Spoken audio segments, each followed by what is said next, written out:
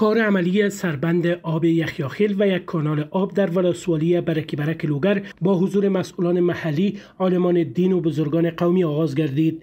مسئولان میگویند که این سربند به طول 41 متر به کمک مالی سازمان غذا و زراعت و همکاری ریاست انرژی و آب لوگر در مدت 6 ماه ساخته می شود که بیش از 6 میلیون افغانی هزینه برمی‌دارد و با اعمار آن هزاران جریب زمین زراعتی آبیاری می شود. د برکی برک ولسوالی کې یو سربند لدې سره تقریبا 10 متره یو کانال د ورسره او دا د اقوام متحده نړیوال خوراک پروګرام لارې تکمیلېږي تقریبا 6 میلیون او 2 لکه د دې بودیجه ده. ان شاء الله تعالی دا په 6 میاشتې کې دې کار تکمیلېږي او خلکو ته به تقریبا 300 نفر ته په 6 میاشتې کې د کار زمینه مساعد شي.